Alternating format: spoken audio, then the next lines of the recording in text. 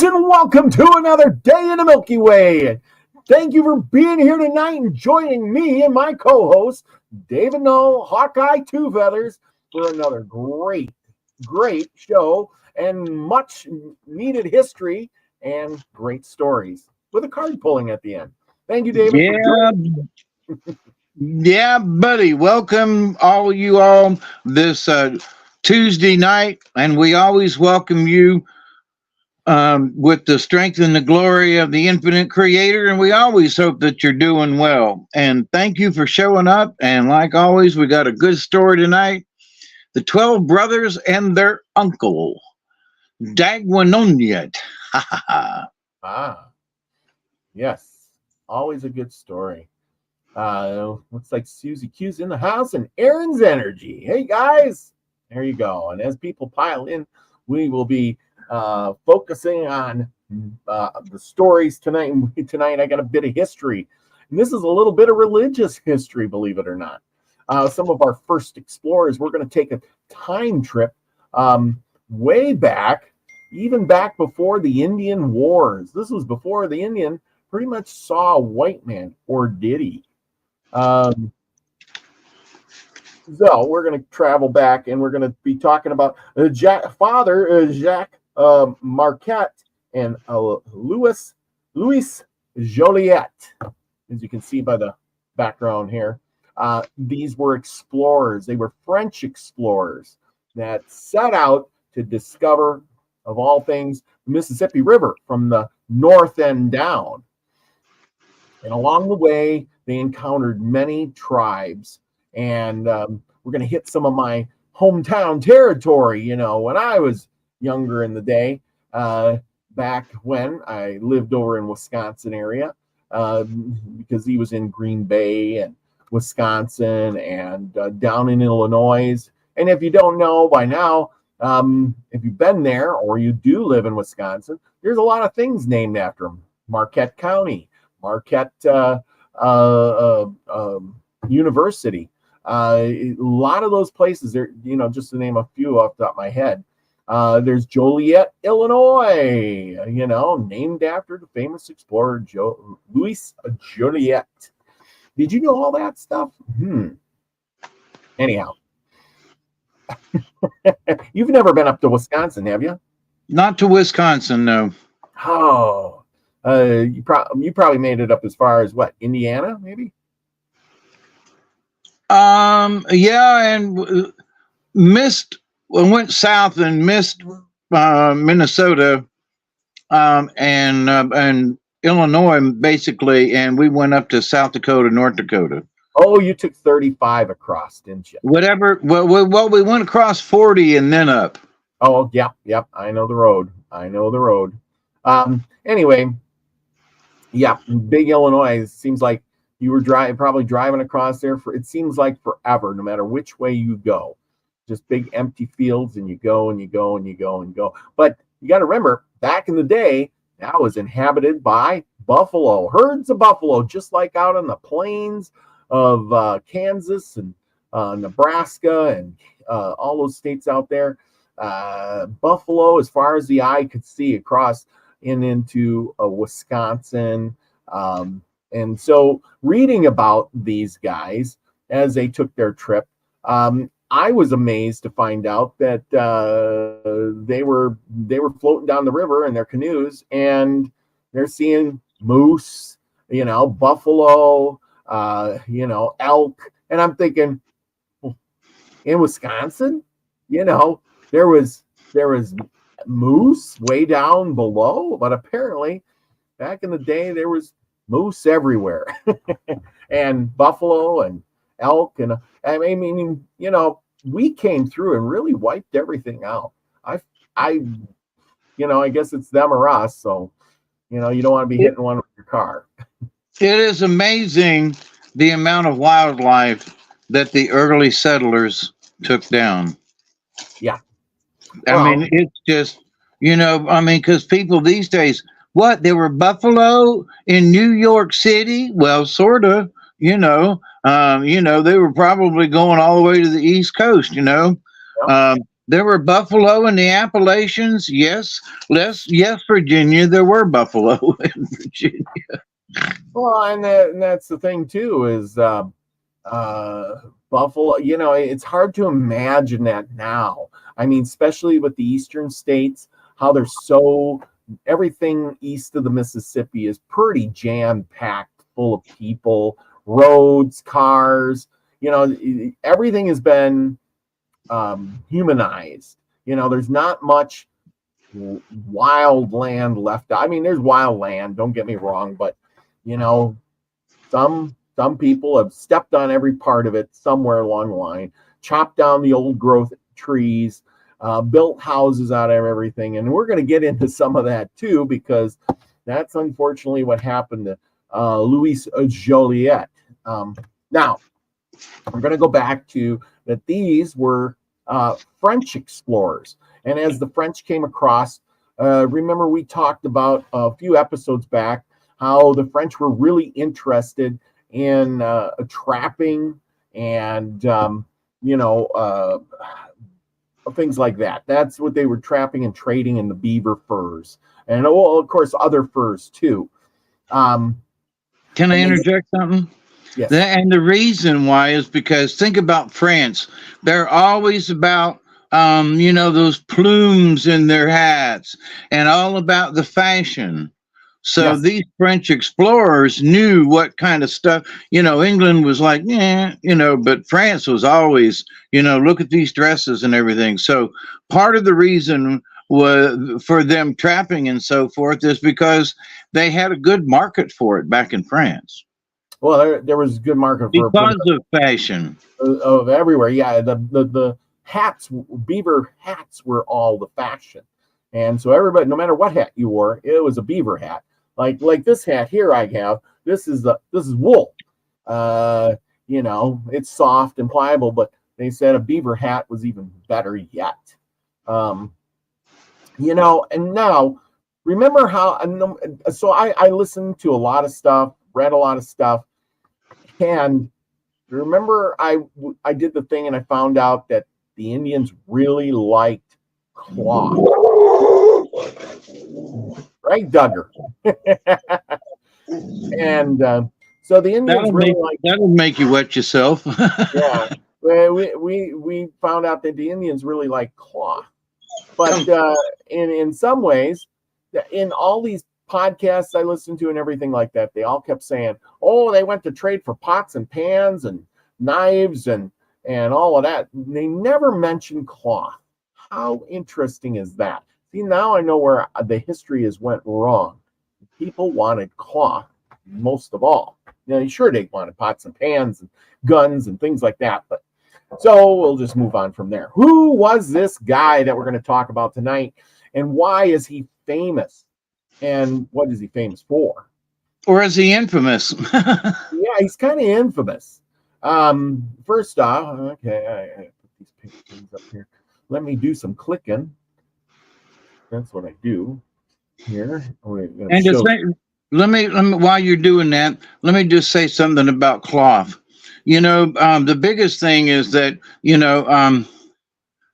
the Americas, if you wanted a blanket or any kind of cloth, you had to weave it and use your own loom. But in England, they had machines by this time with big looms, and so they could make cloth just really easy, especially with different dyes.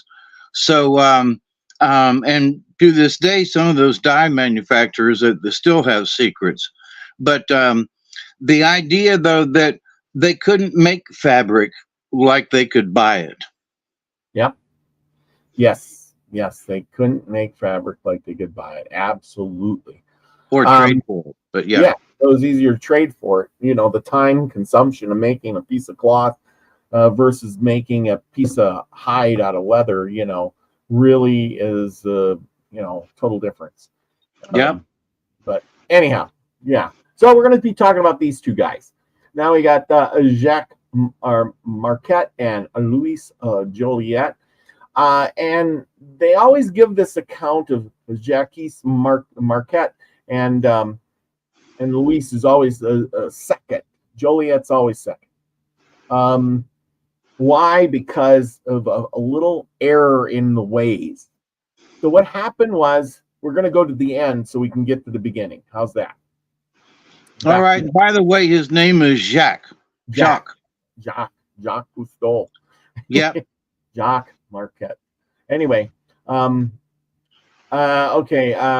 So anyway, the only reason he's more famous is because Louis Joliet, he wrote papers and journals and maps when he was the explorer, and he, on his return back to civilization, he hit some rapids, his boat turned over, his two helpers drowned, and all his papers were sunk to the bottom of the river, and he had nothing to show for it but his memory. Whereas Marquette here kept journals. He didn't draw good maps, but he had a record of the whole thing, so they labeled him as the discoverer. He was not the guy doing much of the work. Remember, he is the preacher. He is the father. He's a Jesuit priest. Now, he came from a pretty wealthy family.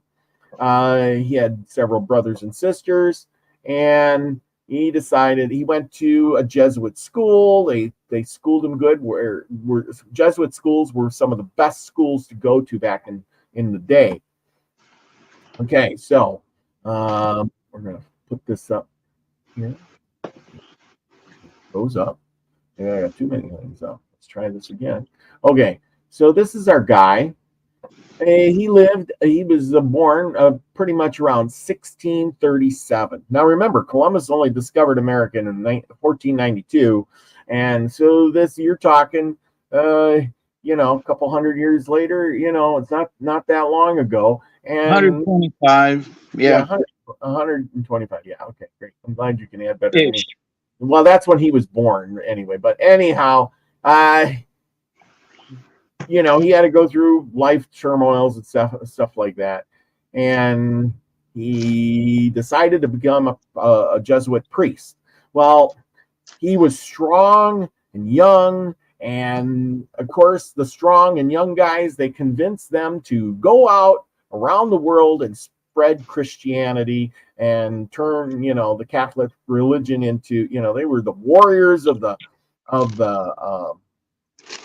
road, kind of thing, the traveling, conquerors of the world. We're going to send all these priests out and convert everyone to Christianity. And well, here's a whole new world, and there's a ton of freaking Native Americans out there ready. They were like Jehovah's Witnesses knocking on doors. Yes, that's a good example of it. So his early life, he was born, and he wasn't even born here. He was born in Lyon, France, in June 1st, 1637. He was the third of 6 children. And he had many years and he had served in the military and taken civil posts. Jacques was sent to study at the Jesuit college in Reims at the age of 9. He remained there until he joined the Society of Jesus at the age of 17. Marquette taught for a year, and I don't know where this is, Axu. Then I gotta get my French on. Then studied philosophy at Panoma Masoon until 1659. He taught from Panoma Masoon, Reims, Charleville, and Lagrange until 1665, which is getting right up there, because it says he died in 1675, so about 10 years before he died. Here we go. Throughout this time, Marquette if he was born in 37, so 47, 57, 67, he was only 30 years old, basically. Yeah, well, he died at 37, so there you go. Well, yeah, right, okay. So that's what I'm saying. So he's done all this stuff over there, being this priest and a teacher, and all of a sudden, and then he had sent multiple requests to be sent on missionary work, the superior of the Jesuit mission in New France, and that's what they called it over here, New France. Father Jerome, whatever his Lamette, needed missionaries to work with the Five Nations. Now we know what the Five Nations are. That's the Iroquois nations over there. Marquette was ordained on the feast of St. Thomas Aquinas in Toulouse on March 7th, 1666. Months later, on September 20th, he arrived in Quebec. Okay, so, so anyway, now it's 1666, and he's over in Quebec, and he makes his way over to the Saint Michel of Sillery, because the mission served the peaceful and, anyway, friendly indigenous people from different tribes. It was considered an ideal place for training new missionaries. Marquette studied the languages and the customs of the Algonquin, Albinican, and the Iroquois people. So he knew multiple languages at this point. And I think that's salary. Anyway, there he assigned was assigned to Traverse, or whatever that is, Riveris, on the St. Lawrence River, where he was assisted Gabrielle, whatever her name is. Gabrielle, it's probably a guy. The mission was located on a river town that had permanent shops and taverns. A large number of French soldiers were stationed in the town, and there were frequent attacks from the Five Nations. Now, it's kind of weird when they were talking about this. There was attacks from the Five Nations. Apparently, the Five Nations of Indians did not get along with the French. The British kind of controlled the Five Nations, and the French were the enemy, which is kind of weird. But that's kind of the way it went.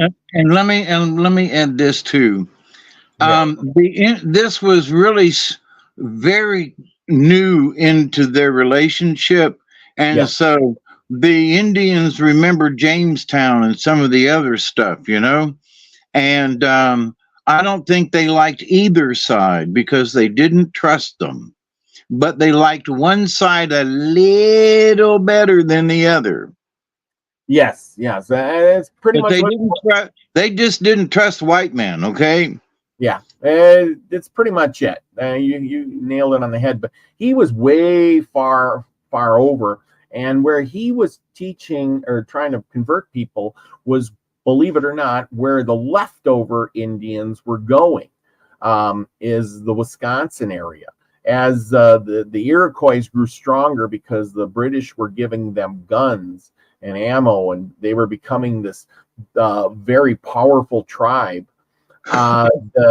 They were destroying other tribes, and those straggling tribe members were moving west, and already in the 1600s, and they were moving west, and they were in Wisconsin, and here these different tribe members were congregated, and he was trying to convert them all over to Christianity. Of course, that was his mission.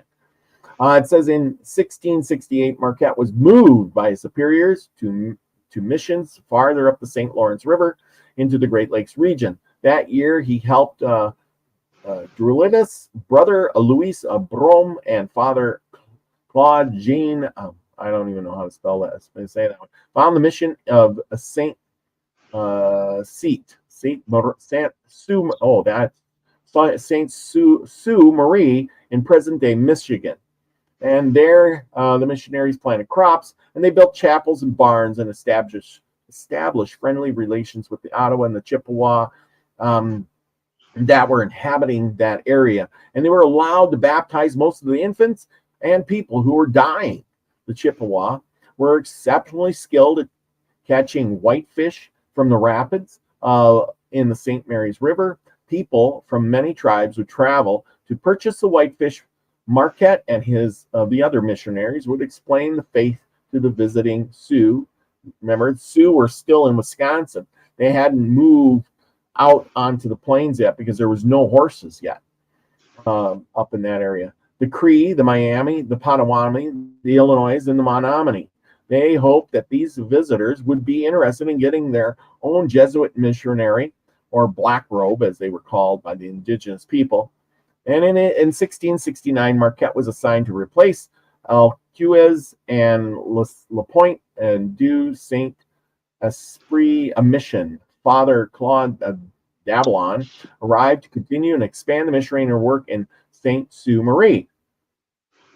Well, and Marquette began a 500-mile journey to his new assignment in August, traveling by canoe along the shore of the St. Lake Superior. The party soon encountered wintry conditions on the lake and were often unable to light a fire when they went ashore at night. The party reached their destination on September 13th and were greeted by the Peton Huron.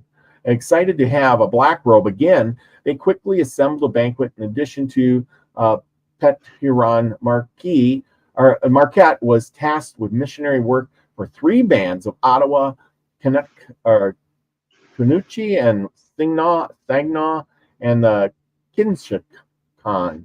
Marquette visited and attended all 4 settlements since he felt the Kinshakon were the most ready to accept Christianity.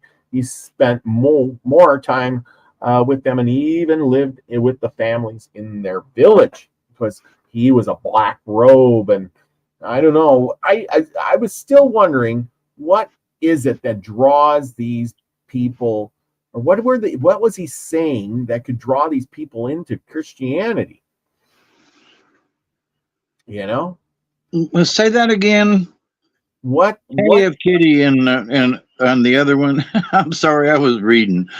Say that last part again, Robert. Oh, I was going to say, what is it that he could say that would draw these Indians into this Christianity, out of the blue? Like, I mean, was he performing miracles or something? I don't know. He must have been darn good. He was a shaman. Yes. And so from the shaman point, he was talking about this man who walked the earth, Jesus, and he was talking about God and Great Spirit and, the Creator. And then he talked about the Holy Spirit, which is the Great Spirit and all things. So he could identify with them, and apparently he probably could tell a good story. And I don't mean that in a negative way, but he could tell a story relating Jesus to something about the Indians. You know what I mean? He could relate to them in some way. But he may have gone to college and known, some other things.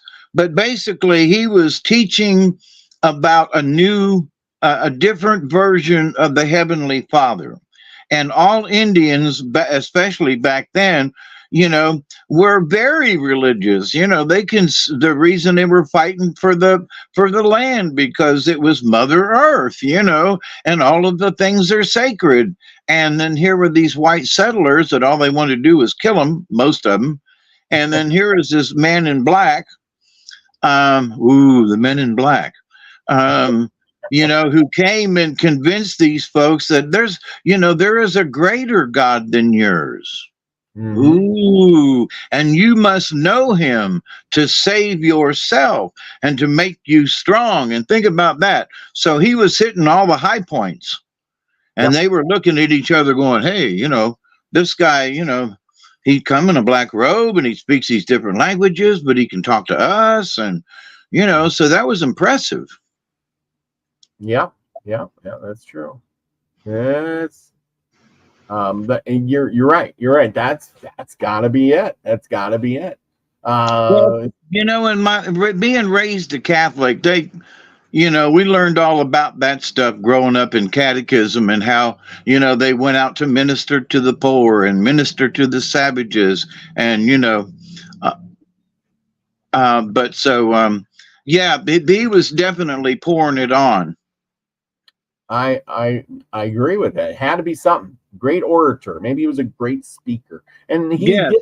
You He know, had to have been in order to talk to those people back in those days when they'd have just soon, hang him up and skin him alive and listen to him scream. I mean, back in those days, they were a whole lot more less likely to be kind to a white man. oh yeah, a lot of missionaries were killed. They were Yeah, killed. bunches of them. And horribly killed, Yeah, they didn't. The Indians didn't care if you were, a missionary or not. If they didn't like you, they're getting rid of you. Anyway, you had to be pretty brave, and I guess according to what I read this week, you had to basically it was your calling, and you thought if I die for a God teaching these people about Christianity, all the better, So hey, that's the way it goes. You know what I mean? So anyway, we'll get back to this guy here. Margaret was eager to explore. Okay, so anyway, during this time, LaPointe Marquette encountered members of the Illinois tribe. That would have been the Illinois and the Miami down that way, who told them about an important trading route of the Mississippi River. And believe it or not, they called it the Mississippi River. I did some research on it, and even the Indians back in the day called it the Mississippi River. Kind of interesting fact, isn't that? They invited him to come to their village and teach their people, whose settlements were mostly farther south. Marquette was eager to explore this river and asked for permission to take leave from missionary work. But first, he had to attend urgent matters. The Hurons and the Ottawa at LaPointe had begun fighting with the neighboring Lakota people, and we know who they are. See, like I said, the Lakota people were a part in Wisconsin. They weren't really out on the prairies yet because they had no horses. And because he had feared attack from Lakota, Marquette felt it was necessary to find a new place for the mission. So he's doing all this stuff. But then in the spring of 1671, and his party began their journey to the new St. Inglis mission. Their canoes were loaded with men and women and children and animals and personal belongings. They traveled through Lake Superior and down to the Straits of Mackinac. If you don't know where Mackinac Island is, it's just off of Wisconsin. The mission that Dablon had established for them was located on Mackinac Island. The group, and you can go there, and it's a little Mackinac Island is a town or a little island off in Lake Superior that doesn't have any cars. They only have horses, believe it or not. The mission and Dablon having established them, and okay.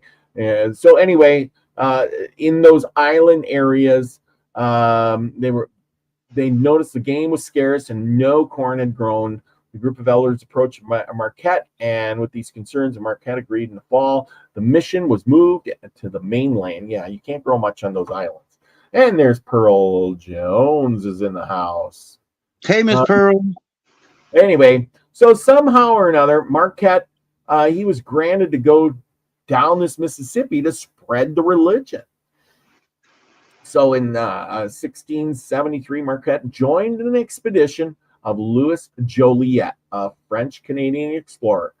Now, Joliet, he was born here in Quebec area, and he had brothers and sisters. His one brother was captured by the Indians and learned all their language stuff, and came back, was rescued, and taught his brother Louis a lot of the languages and their customs and things like that. His brother did end up leaving and was never heard of again. His family was quite, I would say, so well-to-do. He had a knack. He was smart. He went to colleges too. He went to a Jesuit college or schooling of some sort. So he was no dummy. He went to a schooling to learn how to do map making, believe it or not. So that's kind of how he got his experience. And then they decided to set out on a trip. That trip was to find the Mississippi river and go down it. Well, they had to go. Let's see. We need a map. Let's see. I got a map here of this. So they get there. They have this map, you know, and this is supposed to be in the Mississippi. You can see how they spell it wrong. Anyway, you know, here's Michigan and Illinois over here. So you're kind of imagining all of this. You know, it's kind of a goofy map compared to today's. So this, can you imagine trying to have to follow this map versus a map that we have today? It's crazy. So we're going to put up a good map. Aren't you glad we live in modern day? So anyway, they start out by going to Green Bay.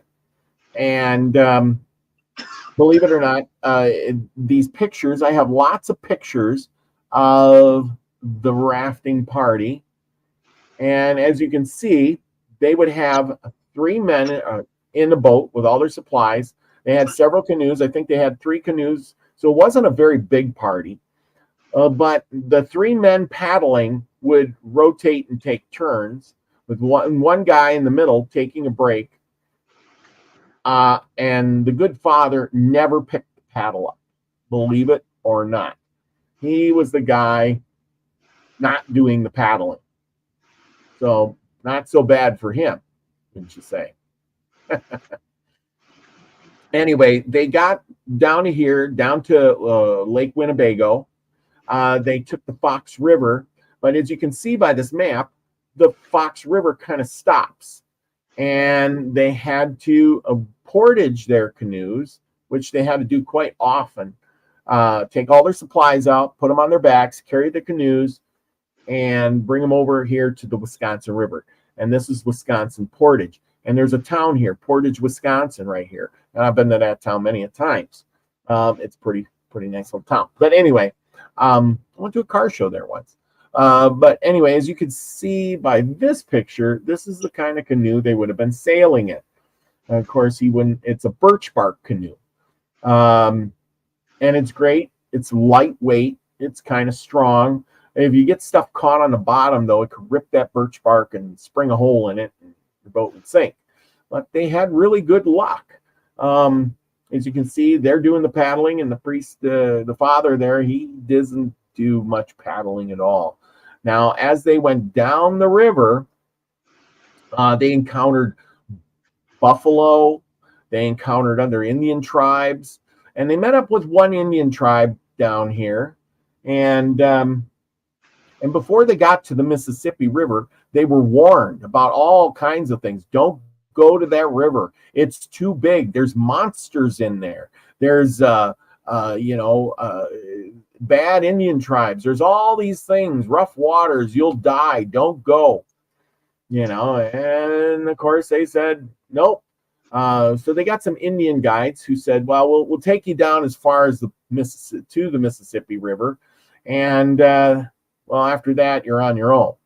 So the good chief that they stopped at, I can't remember his name, or the tribe. I think it was the Miami tribe, or the Ottawa, or the Ojibwe. I think it was the Ojibways. And they said, here, I'm going to give you something, and I'm going to give you a peace pipe. And here is him with his peace pipe. And he says, when you encounter other tribes, no matter who they are or what they're doing, even if they come at you violently, hold up the peace pipe.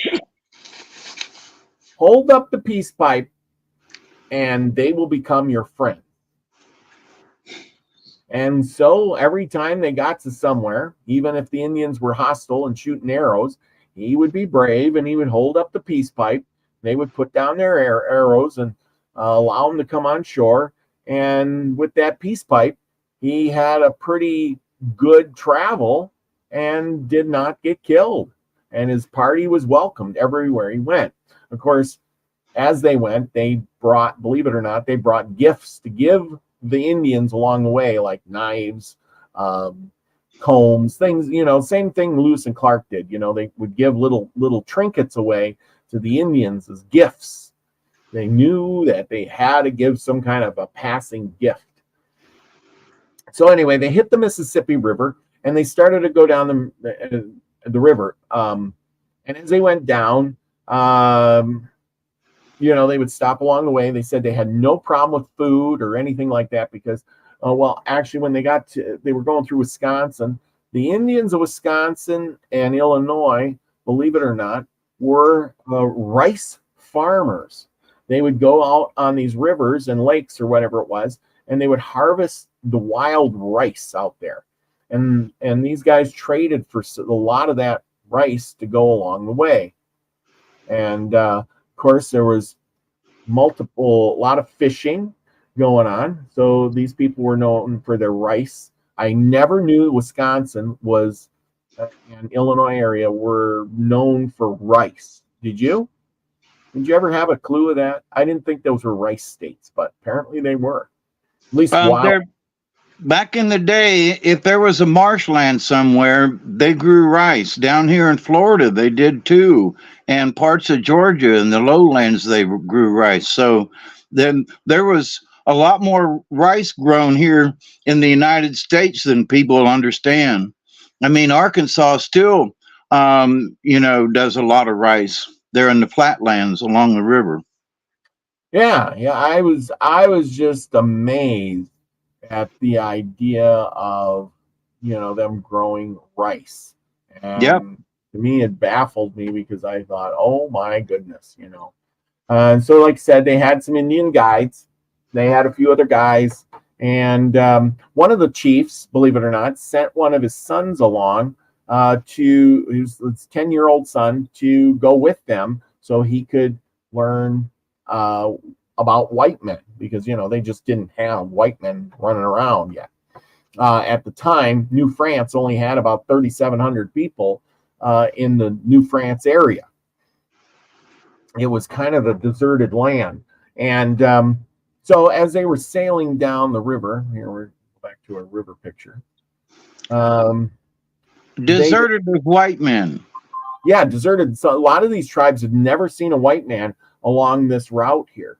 And then they got down to here and they found out that there was the Illinois River that went back up and they could take this river back. So they decided when they were coming back, they would take the Illinois River, which would take them back to Lake Michigan.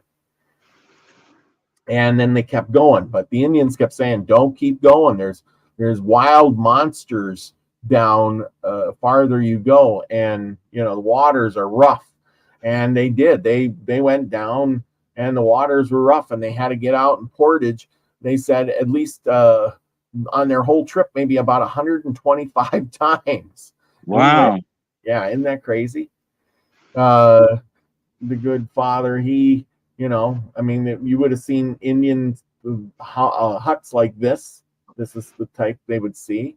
If you're, not a teepee, these little wooden with the bark covered huts. And then the Indians along the river were good fishermen. So there was plenty of fish to eat and trade for with the Indians.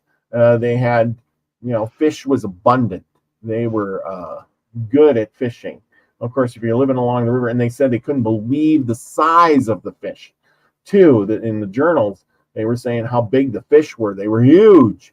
And of course, they came across these monstrous fish. And I'm pretty sure I got a picture of it right here somewheres. And I can't find it. I'm sure I had it. Of the sturgeon. Oh yeah, here's another one. There was sturgeon fish that they were catching, these big giant sturgeon. If you ever seen a sturgeon, have you ever seen a sturgeon fish? They're huge. They look almost prehistoric. They are one big of fish. I've not seen a sturgeon, but we've got alligator gar down here in South Georgia, and them things are ugly. So yeah, well, it'd be bigger than an alligator gar. Sturgeon look like an alligator gar in some ways, but they are really big. And by the way, in talking about fishing and stuff, and big fish, I watched these two guys on YouTube today who were fishing, and they were actually fishing with Pam on a rag. It was amazing. But No. anyway, they caught a 46-pound catfish. And that Oh, thing was huge, man. So I can imagine back in those days, if they were, fishing along the bottom with some worms or something, they could have come up with some really big fish. yeah. Oh, absolutely. And besides that, there wasn't a lot of, I mean, there it wasn't like nowadays where there's no pollution. There's, there was, Right. there wasn't a big population of people to, um, catch all those fish. You got buffalo and elk and moose and deer everywhere. Why would you be out there trying to catch one of those big, giant, dangerous fish unless it literally jumped in your boat? You know what I'm saying? Well, because if you've got a canoe instead of out on the plains, you probably learned that catching fish is a whole lot easier than trying to run down a buffalo or a deer. Oh yeah, definitely. Like we've seen with this guy here. You can they had nets. You could throw a net out and catch a whole mess of fish right at a time. But the thing is you can only eat so many fish too. And they don't keep very long. Now, well, I mean, you have to smoke them or something, whatever. But here, let's see. F. Kitty says they can live. Those sturgeon, they can live over 100 years and keep growing their whole entire life. Most don't get over 6 foot now. So there you go. Yeah, so that's the thing. Nowadays, they grew corn out there too. Well, it's Illinois. They grew corn. The Seminole had soft kitty. They ate corn soup, shared a soft tiki, a spoon to eat it ceremoniously. Yes. Oh, cool. People noodle for catfish here, and where I live, they use their hands as bait for extremely large catfish. And I bet you the Indians did that too. I wouldn't doubt it. So there you go.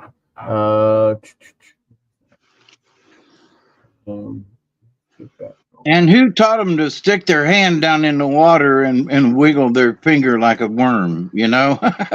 Oh yeah, that's the whole thing. Bright water. Stick your hand down there in that hole, Who knows? Maybe this is the sturgeon I was thinking of. But anyway, yeah, you gotta catch them sturgeon with a spear because they're so darn big. But they ran into these things as they went down to Mississippi, the rough waters, until they got to the Missouri River, the joining of the Missouri River, which is, let's find a nice map for that. Okay, get back to this one. Okay, so you get down here, and they made it. Well, they made it past here. They went down to the Missouri River. Where's them? I can't tell where. I can't see it. It's too small. Where's the Missouri at? Okay, Illinois. They made it down here. Where? Made it through Illinois, down to Arkansas, and down at the end of the Arkansas, Missouri area, probably about the middle of Mississippi. Mississippi. There you go, right there. I'm trying to think what MS means.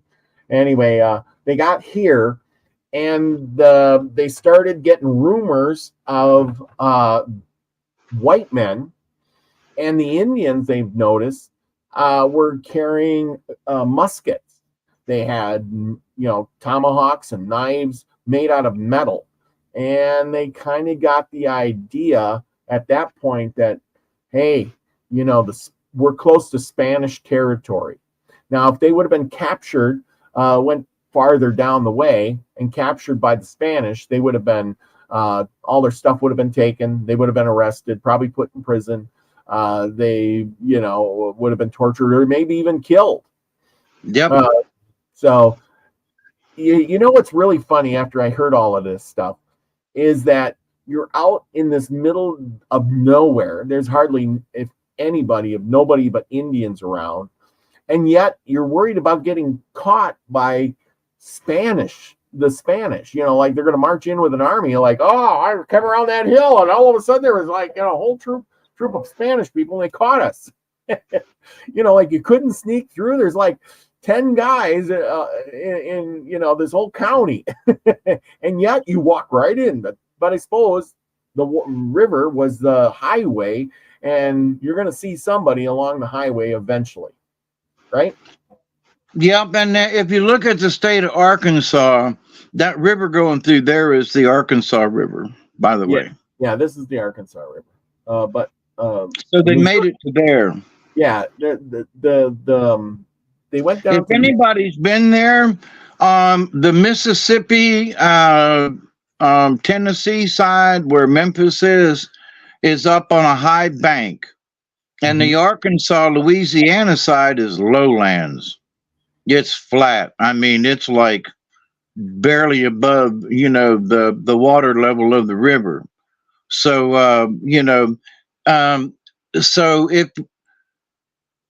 if you're on the Mississippi side of the river, then they had the high banks there, because during the Civil War, that was where they had several battles.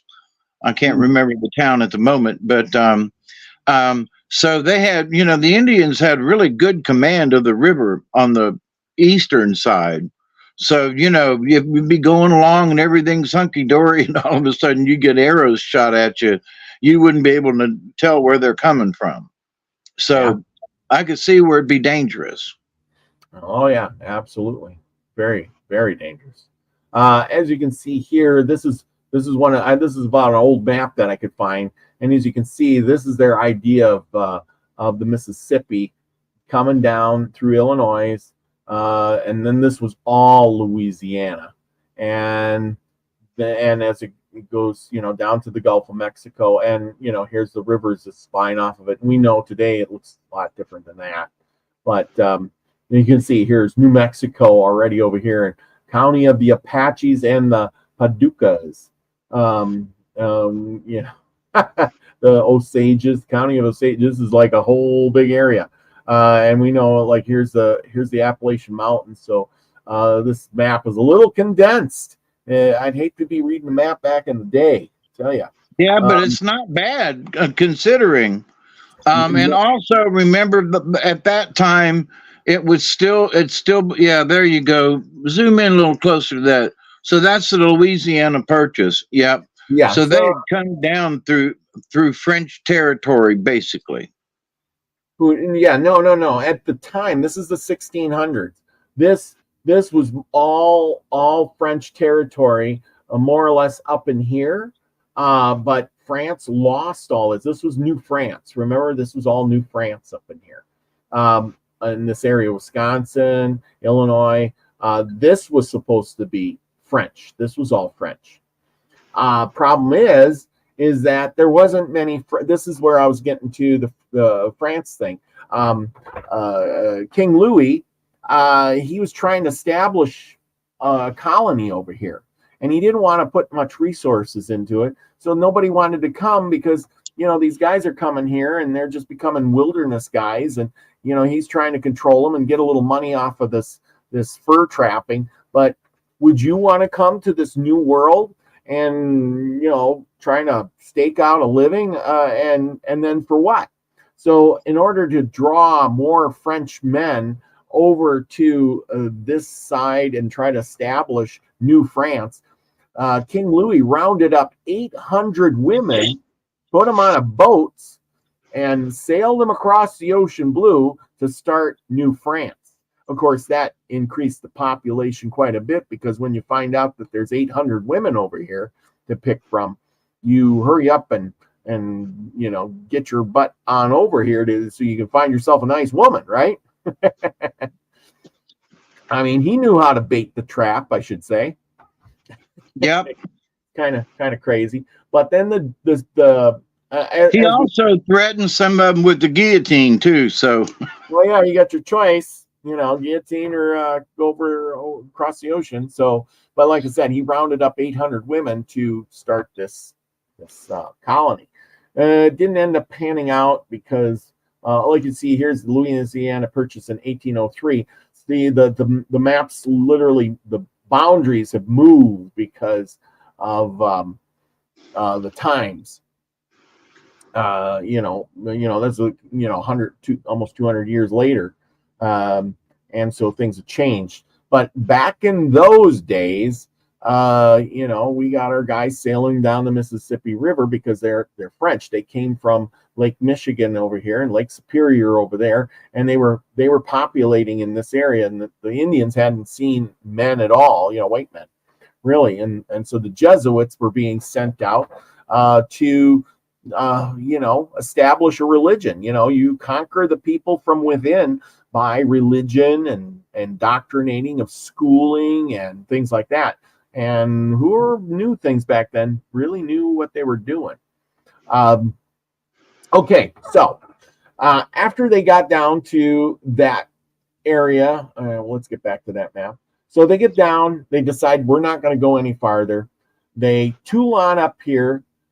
They're tooling back, and they decide to take the Illinois, and they mastered back up here to Lake Michigan, and went up to Green Bay area, Green Bay up here, and the good father, he was back, but he decided not to do much after that because he got sick. They had pretty good health along the way, but Marquette, he developed a little bit of diarrhea and dysentery kind of thing going on. He was not doing well, even though he was only 36 years old or something like this at the point. He's still a young man, but he's not doing very well for himself. He's ill. And okay, so we're going to get back to he's ill. And as much as he wanted to, he spent a year or so trying to recover. And when he felt better, he decided he was going to, get going again and go do some more preaching and try to convert some more Indians and set up some more missionaries, right? And so he makes one big plunge. Marquette and his party returned to the Illinois territory in late 1674, become the first Europeans to winter in what would be the city of Chicago. As welcome guests of the Illinois Confederation, the explorers were feasted en route and fed ceremonial foods such as sagamite, which is a corn thing. And the Marquette had promised he established the Immaculate Conception Mission in Tuscana, I guess something like that.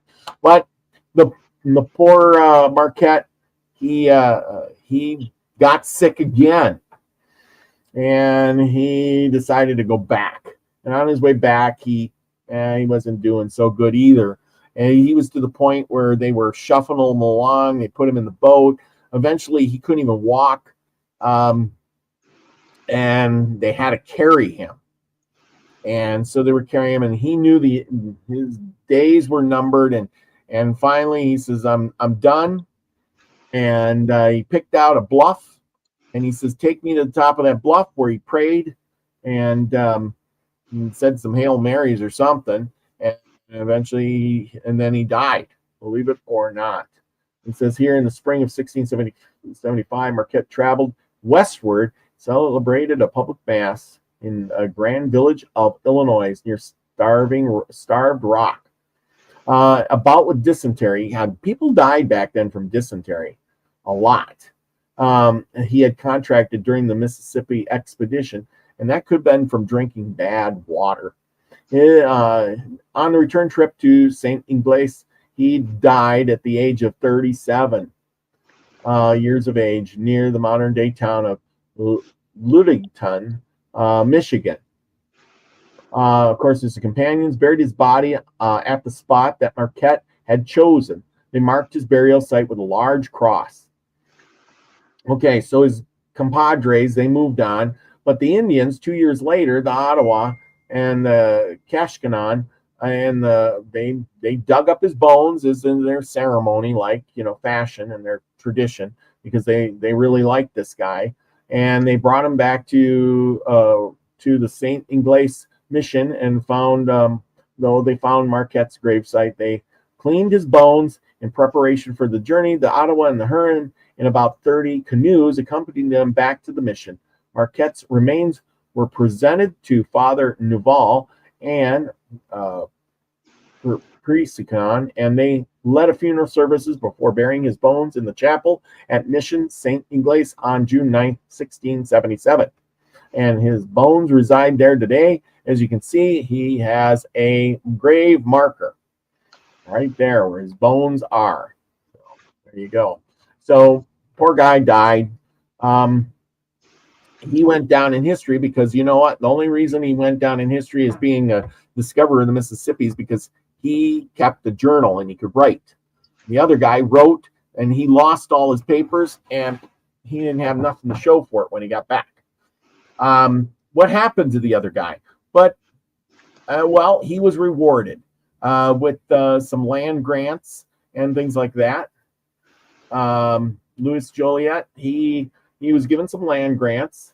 He set up a trading post, and his trading post was over there by Green Bay.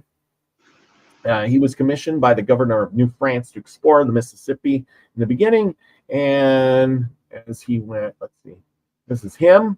He's more, see, now this guy looks more like an explorer, doesn't he, than the other guy. I mean, well, but the poor guy, he did this, let's see here, I got a map for this. I got a map. And as you can see on this one here, he had a settlement up here where they did a lot of trading, which was great. And believe it or not, they traded seals up here. I didn't know there were seals up in upper, but they must have killed all those seals off. Yeah, and let's see. I got another map here that will show. Yeah, this is the one.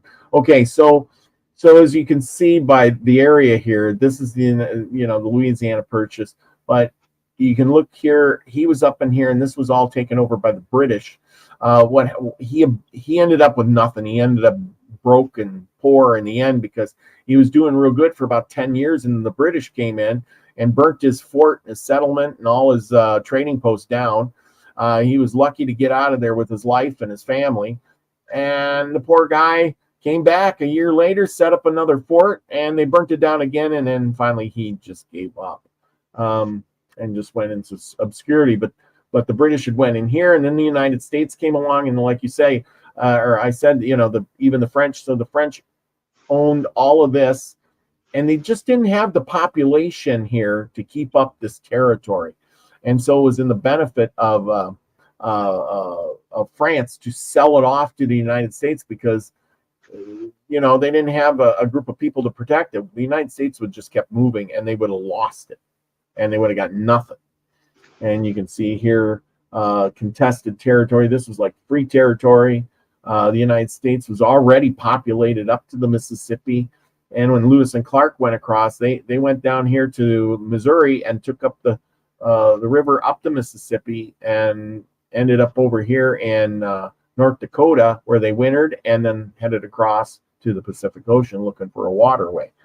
But that's a story for another day. I want to go back to this one here where, so this guy here, he was really trying to convert all of these people in this area. This is the area he was in. It's the Green Bay area. There's a bunch of islands over here. This is over here was Mackinac Island. A lot of trading went along because you could sail along the coast here and down to the Chicago area, which became another trading area. Because even in those little birch bark canoes, you could sail on the lake. Kind of a good thing, trade with a lot of people. The rivers are the highways of the past. Put it that way. If you got to an Indian village, you would probably run into something like this with their birch bark canoe, maybe a birch bark little wigwam hut thing you got here. And this is kind of what it would have probably looked like. For the most part. Yep. And the canoes they had, they were light. Like I said, you had to portage your canoe quite often because of there was no established waterways. They didn't know where they were going. They had to just kind of get some guidance and carry your boat across to the next river to make it to wherever you needed to go.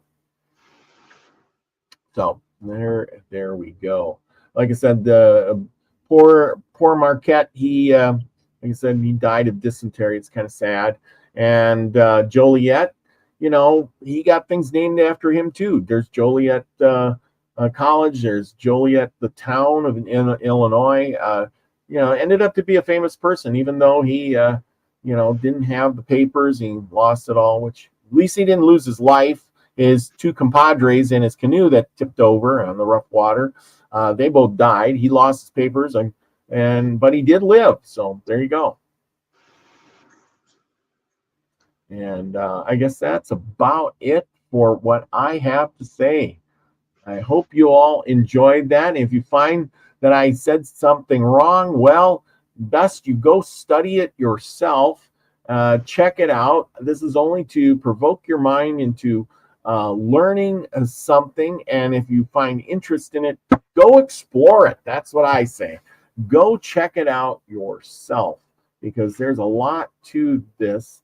I mean, the guy, poor Marquette, he lived a short life, but he did a lot of things while he was living. What do you say to that? Yeah, buddy. Well, yeah. Let's see. I got a little something I wanted to add to this, if you don't mind. Yeah, go right ahead. And it's just to add to these two guys and the history of what they were doing. And you mentioned, you know, the New France, and a lot of people don't know about the Acadians. And they came over with France back in, you know, early 1600s. And even, you know, there was a civil war up in Quebec area and up along the St. John's River and up in there, 1640 to 1645. And part of it was the Acadia had two legitimate governors, and the war was between Port Royal and present-day St. John, New Brunswick. In the war, there were 4 major battles. In response to the attack, they sailed out to establish a 5-month blockade up there at the St. John's River. So, but one of the generals died in 1650, and things kind of calmed down. But who were the Acadians? Well, they were French people that came over, and the French and the British both kicked them out. So what ended up was they came all the way up from Nova Scotia and up down the St. Lawrence River and everything, because they'd been kicked out, and they came all the way down the coast and around Florida. Guess where? To New Orleans. And so Acadians are today's Cajuns. Oh. And so they are direct descendants of the French Canadians. Eh? Yeah, toi. You know, so, but so, you know, since we were talking about it and what was going on, so, you know, the Acadians, you know, they came over from France as, you know, representing France, and they got kicked out. So, but anyway, so they made their way around the coast and up into New Orleans and Louisiana, and they've been there ever since. So that's why most of New Orleans, you know, and quote, the French quarters, is because of not from the French themselves, but from the Acadians, the French Canadians. So anyway, I just thought that, you know, since we were in that area and talking about it, I just want to throw that in there. Yeah, it's kind of interesting, isn't it? I mean, I was wondering how the Cajuns got that, because they have that French accent kind of thing going on. Because they're French. Because they're French. Well, yeah, but yeah. Let me see what that.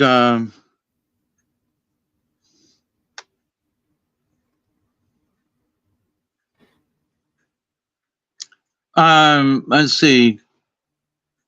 The settlers whose descendants became Acadians primarily came from the southwestern and southern regions of France, historically known as Occitania, while some Acadians are claimed to be descended from indigenous peoples of the region. Today, due to assimilation, some Acadians may show more ethnic ancestries as well. Meaning that when they came over up, into the Quebec area and up in there. So long time ago. But anyway, yep, that's where the Cajuns came from, is the French. So nice. Okay. Huh. I hope that was a little interesting, added to what we were talking about, and where did the priests come from? The Jesuits. Well, see, them Cajuns came over. They had that Catholic influence already when they came over. Yeah. So, and most Cajuns are, but they're religious in one way or another. But there are a lot of Catholic, Cajuns. So, and French folk who are Roman Catholic as well.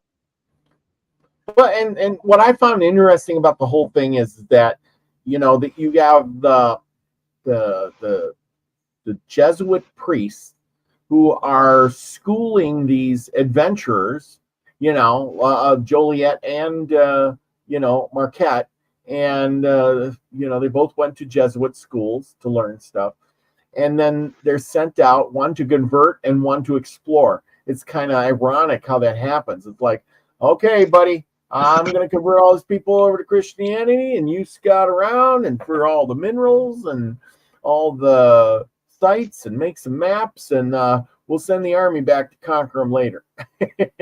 And because I convert them all over to Christianity, when the guy holds up the cross, they all bow down and do whatever we say. Yeah. Here, kiss my ring. Yeah, exactly. It's kind of a weird way to look at it, but that's kind of how it is. It's like infiltrators, into your society. Let's convert them all over, and then they'll believe in our God, and then we'll have. And they did, because the Indians were fighting with the French. They were fighting with the British, whoever converted who. You know what I'm saying? And they were more civilized at that point because they went to they set up these missionaries where they could speak English. They can set up these missionaries where they knew the Indians would know both religions pretty well at that point. And Crystal says the Jesuits were very persuasive. Yeah, I can imagine. They were well schooled, and if you're well schooled, you're usually well spoken. And not every I noticed that not every Jesuit priest could go unless he got approved to be a missionary. And so it was a selection, that guy's going to do a good job. Look, he can talk really good, and like I said, Marquette didn't have, he didn't even get over here until, he was in his 30s. So he got over, and then he had to learn the languages real fast and pick up on all that stuff so he can get out there and be at these missionaries and convert all the Indians, meaning he had to speak their language somewhat. Otherwise, you're going to be like, I don't know what this guy's saying. He's saying it in French, and I have no clue. I'm not listening. I mean, you know how it is when you're. Oh, yeah. And that's one of the things, too, is that, the missionaries were chosen, having grown up Catholic and all that, and know a few folks from, Jesuit high school in Tampa. We played, I guess, a bit football every year. But so the Jesuit philosophy, is different than the Catholic Church's philosophy. It's sort of, they're like, go out and conquer, and the Roman Catholics are like, we'll move in and we'll talk to you, where the Jesuits were like, no, we're going to conquer. And the deal is that, remember now, the Catholic Church believes it owns the planet. Okay. And when they sent them folks over from, Spain and Portugal and France, they were all them folks, regardless of the country, were under the auspices of the Pope, the king of the planet. And so these indigenous folks had no idea what them men in black actually represented. And what it represented was the churches, the man of the cloth from the church, representing the church, who now has stake claim for America. They now own it in, for God. So, and the indigenous people to this day still don't quite get that. A lot of white people don't either, but to the Catholic religion and to the Pope, they feel that they own North, South America, all of Europe, they own it. Yeah. All because they have believers. And it's because they conquered it. Yes, no, when they sent folks over and put that flag in, we this is for the Spanish and for the Pope, for the Catholic Church. So when they put that flag down, when they set their feet on the beach, it was a done deal. Oh, yeah. From the point of the Church and the Vatican. Yes, yeah, I agree with that, because they're if you own the world, you're just staking claim to what's already yours. Even though they're under a different government, they still own the land. And I think that's kind of the way it is now, because all the people that live on the land are, believing in the church. It's kind of a weird way to look at it, but you're exactly right. So no matter which government. I'm sorry, but I'm looking at what Crystal says. The Jesuits stole from the Indians and the Spanish too. Sorry, just my humble opinion. Listen, honey, you're absolutely right. The Jesuits were notorious for doing literally backstabbing.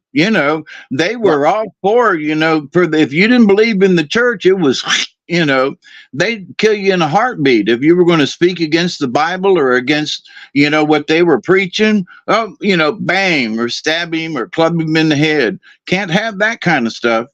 And They don't talk about that in the history books. But that's what they did. They ruled by fear. You had to fear the God of the Jesuits. Now, if he was outnumbered in a tribe, that was harder to get across. But, like we talked about with the Spaniards that came over down in South America, and within a day it wiped out, a large majority of the population, and in the name of God and the King and all that, and the Vatican, So these white folks were horrendous, Yeah, well, remember we did the thing with the Incas and the Aztecs and stuff. What do? They That's come what in. I'm talking about. They get the king, or get the your leader, and then they make him convert to Christianity, and then they burn him at the stake anyway for all the. Was that Quetzalcoatl or something? Yeah.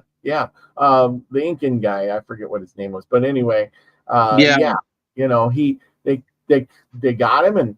Well, made him, did horrible things to treat him really nice, and then surprised him, and then said, "Hey, we got, it's like playing chess. You get the king, and you hold him for ransom, and then you kill him off, and you win the war. Because once they killed the king off, everybody was like, "Oh my God, these people are way more powerful than our king. We worshipped him like a god, and now these other guys came in and just wiped them off the map in a hurry.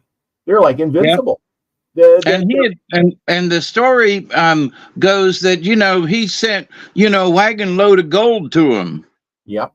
As a gift. Here you go, buddies. And I think he sent 2 wagons. The first one wasn't good enough, so he sent another one, and then he decided to kill them all. So, but anyway, that the history of the church with the Crusades and so forth has, unfortunately, and as an ex-Catholic, they were murderous bastards. I'm sorry, they were murderous bastards. If things didn't go along for the church, they were worse than the Romans, or as bad as the Romans. Yes. Elderberry says the Jesuits conquered, then the Catholics moved in. Well, the Jesuits were the Catholics, but the Jesuits. No, the Jesuits are separate. Oh, the Catholic Church denounced the Jesuits out of the Catholic Church about 150, 200 years ago. They said, get out. but even though they still say mass and so forth, they're not really considered Roman Catholics. They're Jesuits. Ah, well, but that's the thing. Jesuits, separate. Yeah. But back in those days, that's 500 years ago, they would they were under the Pope and whatever, but they were like the army. The way I look at it is the Jesuits were like the Yes. army, and they're going out to conquer and stick that flag. And then you're right. Then the regular priest could move in, and everything was good. Now you can just get the normal people to move in, but you got to have those conqueror guys out there, the ones willing to risk their lives, die to convert. You know what I mean? And they like, who said here something? Susie Q said the men in black. These were the original men in black. Oh, and, And to that same point, though, they kind of worked in the shadows too, especially later on in the different circumstances. They were like the Catholic Church's ninja assassins, Yes. And there is a quote from Abraham Lincoln in one of the letters that he wrote around the Civil War. And he said, if it weren't for the Jesuits, we probably wouldn't have had a war. So the Jesuits stirred it up around the time of the Civil War. So they were going back and forth and agitators. And so, if it hadn't, if the Jesuits hadn't been around, we might not have had a war. From Abraham Lincoln. So, they've been around for a while instigating stuff. Yeah. And not in a good way sometimes.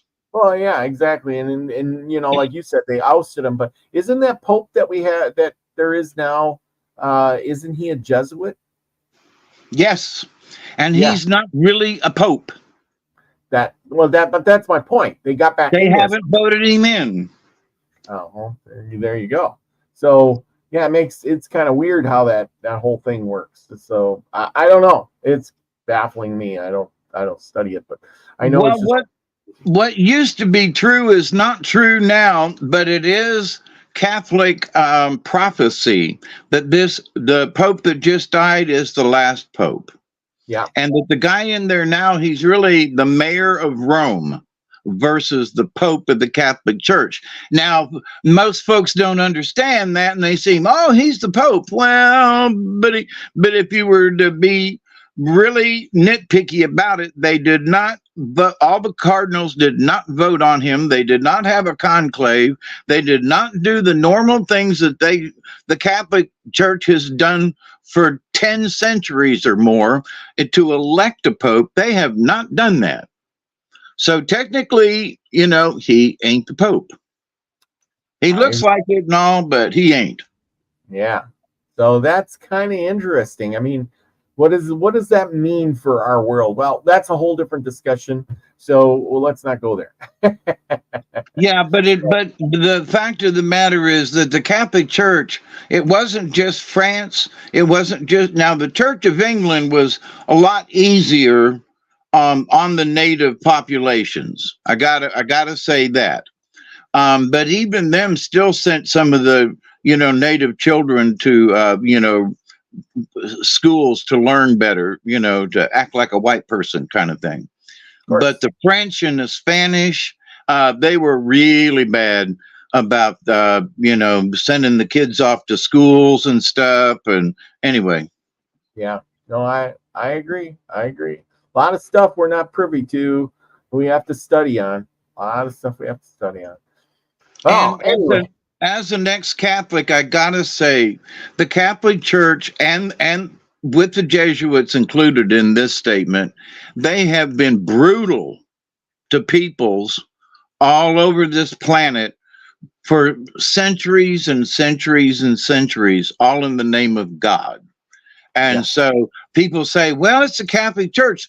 They have killed and done some very nasty, underhanded things. I mean, one of the Pope John's back in the 80s, they voted him in as Pope, and he died 33 days later. Yeah, kind of ironic how that goes, isn't it? That ain't ironic. He was killed. Well, yeah, I know, but it was like nobody noticed.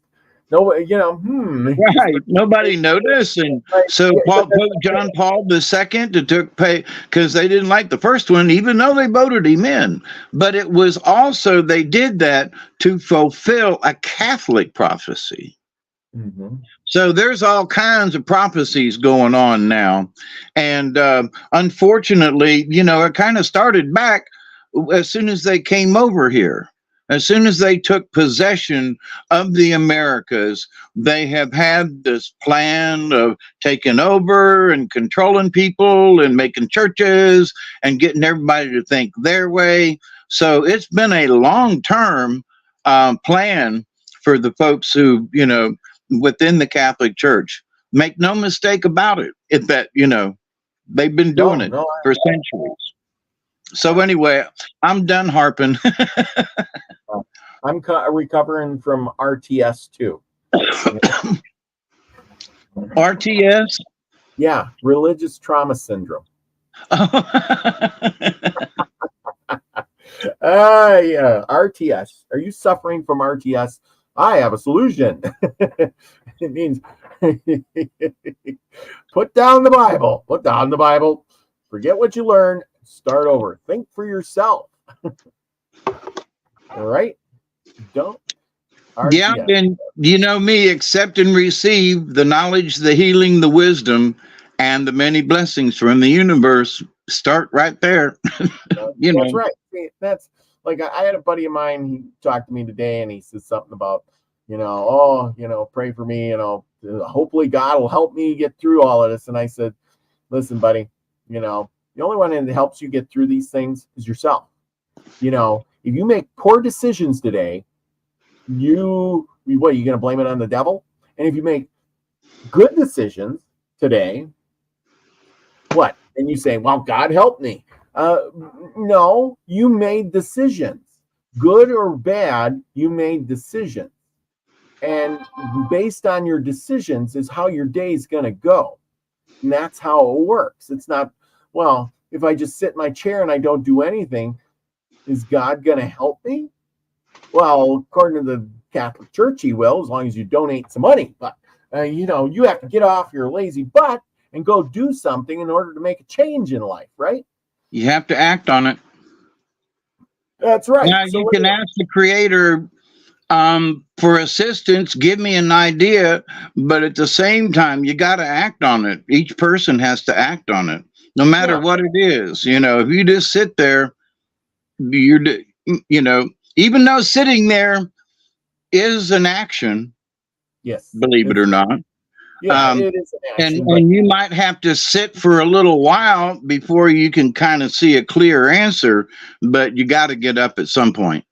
Well, that's the thing. It is an action, but it's a slow action. And if you want, depending on what outcome you want, if you don't act on, you do nothing, your result is going to be long term. You know what I'm saying? Long term, nothing.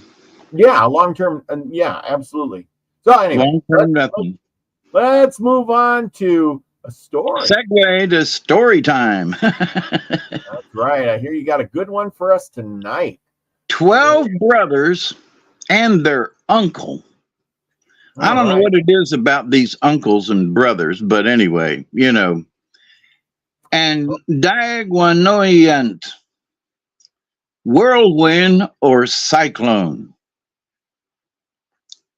Now, for those of you, we are still on the Seneca Indian myths from 1923, and we are really getting close to the end of this book. So, and this is one of the stories here, the 12 brothers and their uncle, Daguanoyant. Once 12 brothers lived together. Everyone knew that these brothers had great power and could do whatever they undertook. Each morning, the 12 started off in different directions to hunt, and each evening they came back to the cabin. The eldest of the 12 knew that there were women going around in the world to destroy men, and he avoided them. One day, while he was hunting, he saw a red-headed woodpecker tapping on a tree and making a great noise. As he watched the bird, it went around the tree, then went to another tree, and around that. Then it flew to the ground, became a young woman, and called to him, "Are you not ashamed to point your arrow at a woman? Come and talk to me."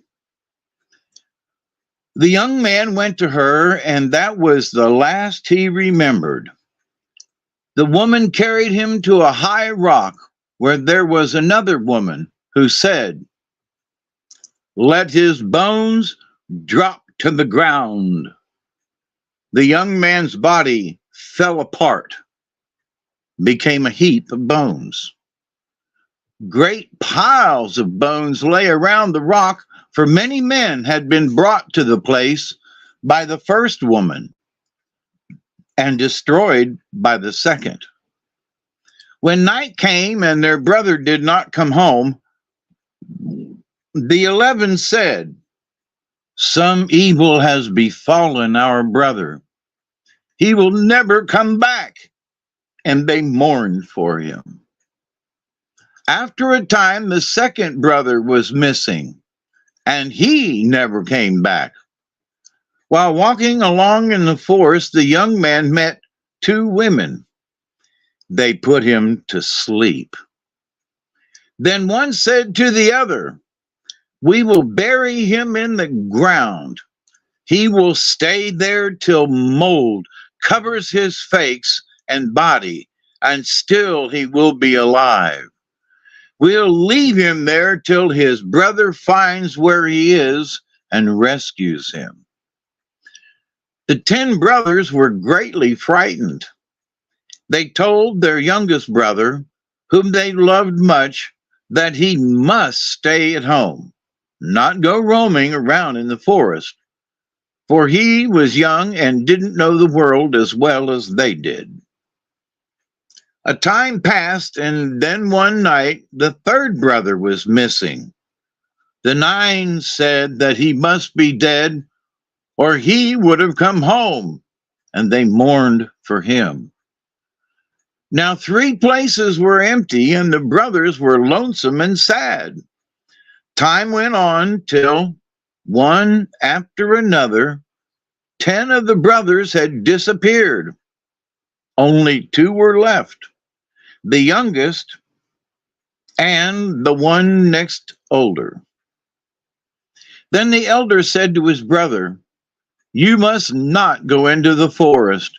You must always stay at home where no harm can come to you, for you are the only one I have to depend on when I am old." "But," said the younger, "maybe our brothers are captives. Maybe they're being tormented by someone. I want to go in search of them." "You cannot go," said his brother. "You're too young. We have an uncle who knows everything. Maybe he could bring our brothers back, but he is such a terrible creature that no one can get near him. He wouldn't know that we are his nephews, and he would kill us. He lives on a high rock. His long hair has swept the ground around the rock till the ground is as smooth as ice. He has no body, but he has a great head and enormous eyes." "I must go to this uncle," said the younger man, "and find out where our brothers are." "If he doesn't tell you, you may travel the whole world and not find them," said his brother. "What does our uncle live on?" "He gnaws the bark of hickory trees." "That is a good food. I'll get him plenty of it," said the young man. He felled the tallest trees he could find and cut out large blocks of bark for his uncle to eat. Then he lifted 6 trees out of the ground by the roots and said to the trees, "I want you to be small." The trees were small, and each tree he made an arrow. The blunt end of the arrow was the part near the roots. The elder brother didn't know that the arrows were trees. He was afraid to have his brother go in search of their uncle. He didn't think he could find him, and if he did, he thought the old man would kill him. While the young man was making his arrows, he practiced running. One day he thought he heard a groan under his feet. It sounded as though he stepped on a man and hurt him badly. Going back and forth, he found the spot the groans seemed to come from. He dug down and came to a living man. The man's face was covered with thick mold, and there was no flesh on his body. The young man carried this skeleton home and said to his brother, "We have plenty of bear's oil. You must oil this man till he gets his natural size."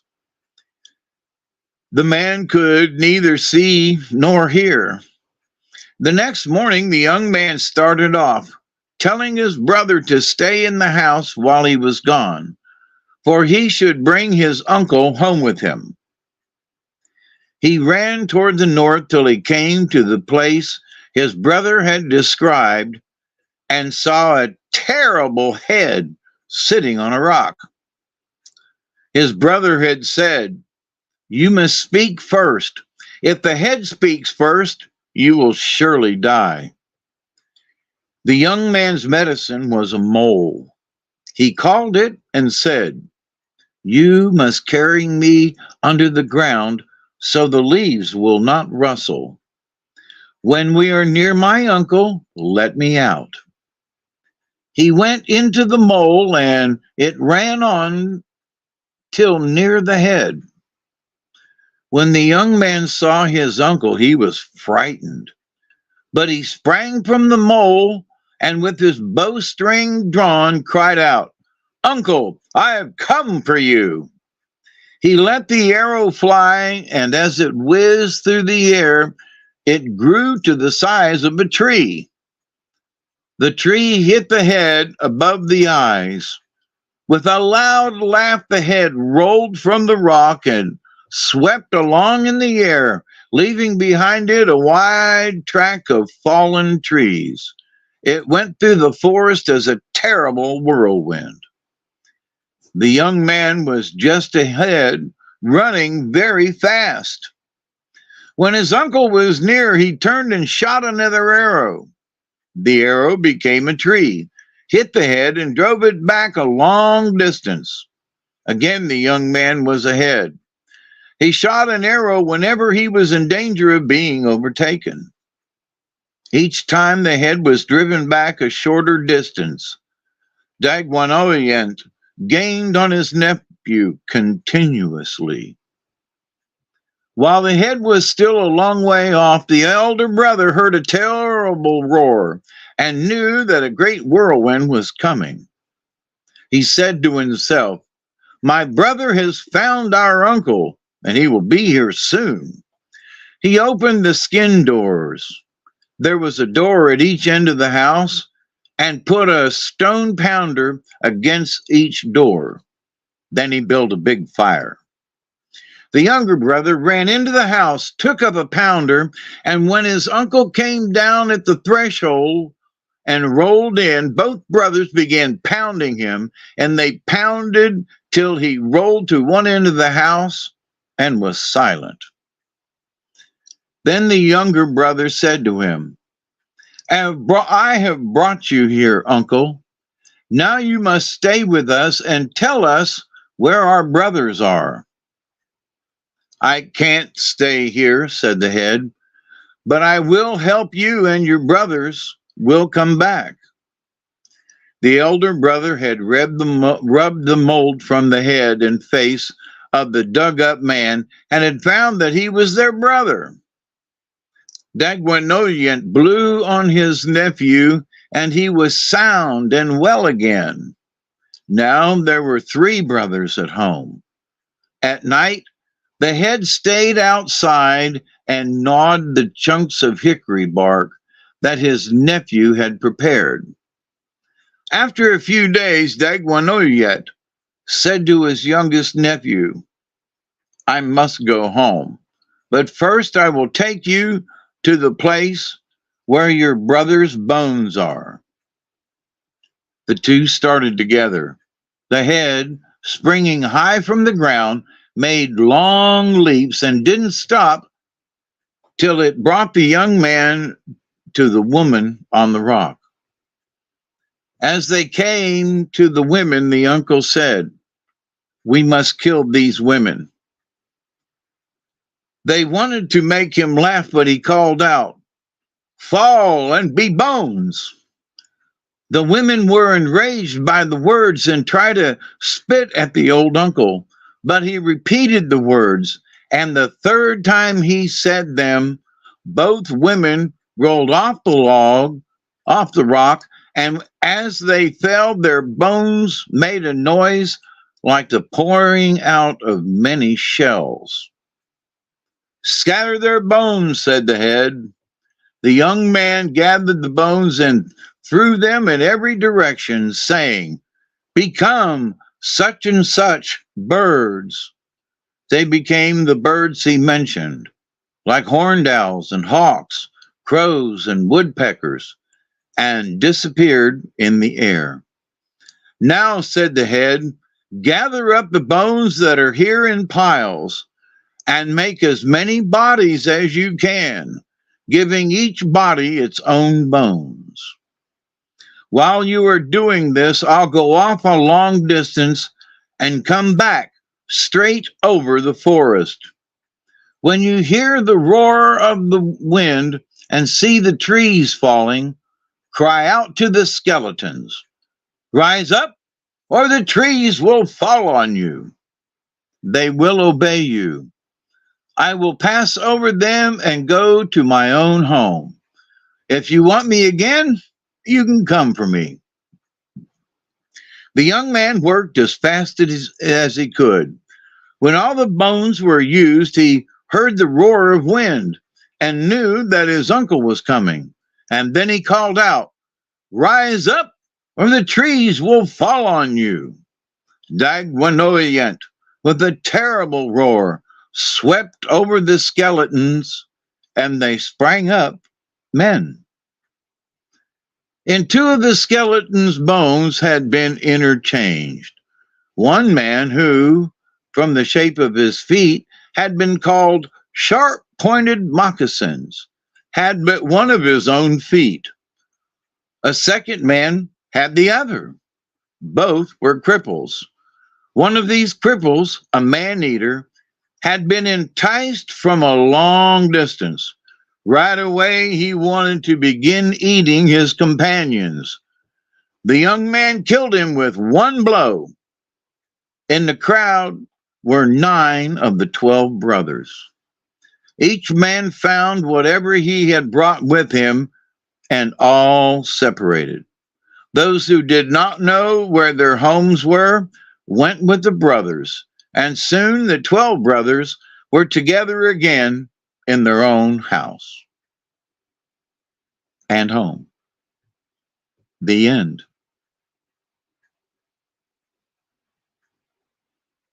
There was no head chopping, but there was a bodiless head. That's true. Always a head.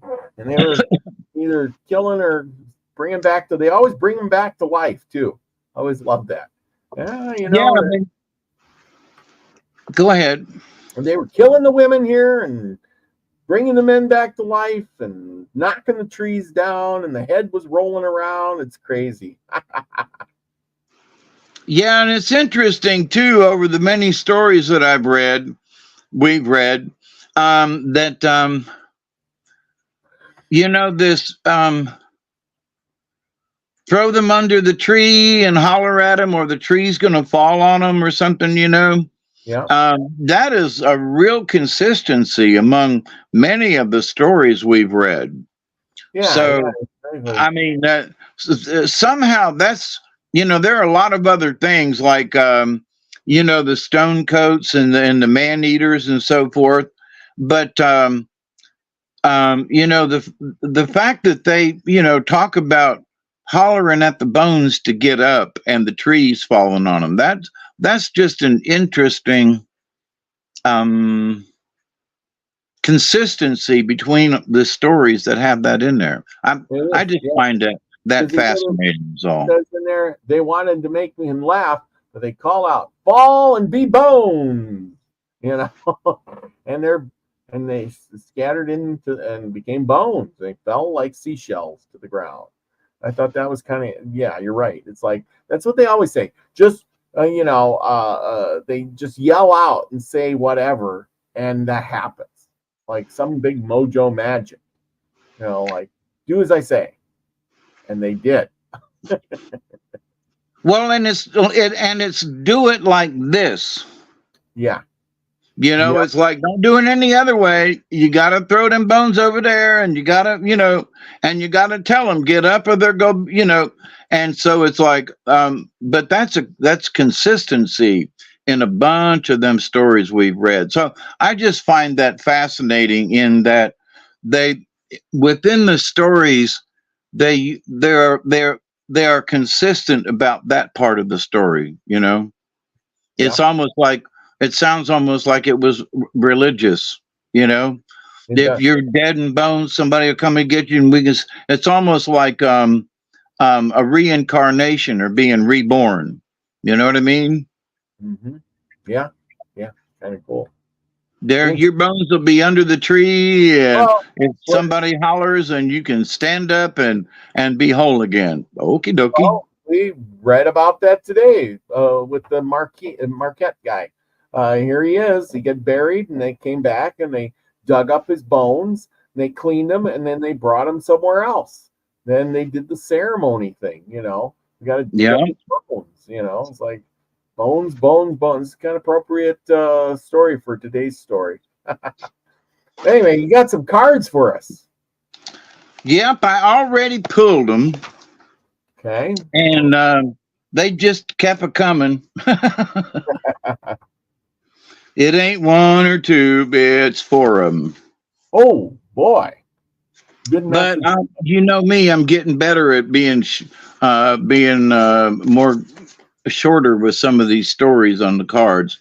But anyway, interesting cards. We've got 2 upside down and 2 right side up. That's talk about balance. Turkey is 31. Lizard is 36. And those 2 are upside down. Then we have number 41, whale, and then dragonfly. So these are some interesting cards. I'm curious to see how they go together. I know that whale is like the keeper of all the songs and the stories, and butterfly I think is like the gatekeeper of it. So, but anyway, I'll get to it here in a butterfly and lizard said. Turkey, lizard, whale, and dragonfly. Okay, I got them. We're good. So turkey is the giveaway. So turkey is actually thought to be the giveaway eagle, or the South eagle, or eagle of the South, for many native peoples. The philosophy of the giveaway was practiced by many tribes. Simply stated, it is the deep and abiding recognition of the sacrifice of both the self and others. People in modern day society who have many times more than they need should study the noble turkey who sacrifices itself so that we may live. In turkey's death, we have our life. So we honor the turkey. Now, upside down, There are several aspects to pulling the gobbler card in the reverse position. Are you gobbling up anything and everything out of fear? Are you holding on to too tight and refusing to let go of a dime for charity? It could be that the Scrooge in you has grown accustomed to the miserly aspect of living. If not money, let's see, if not, you might look at the possibility that you are fearful of spending money at this time. Another aspect of contrary gobbling is the idea that the world owes you something and that you do not need to recycle the energy. Think about that you don't need to recycle your energy. Another aspect of contrary gobbling is the idea, the buck stops here may only mean that it stops in your bank account. On all levels of this contrary message, the keynote is that generosity of the spirit is being neglected. This can be towards the self or towards others. They want me to read that. On all levels of this contrary message, the keynote is that generosity of spirit is being neglected. Remember, never give to receive. That is manipulation. Giving is without regret and with a joyful heart, or the giveaway has lost its true meaning. Bingo. So there's upside down turkey. The next one in line is lizard.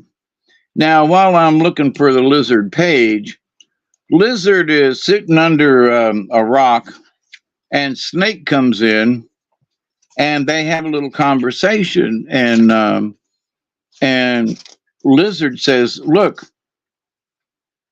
I could see you." Let's see, what does he say? Lizard, you're always getting.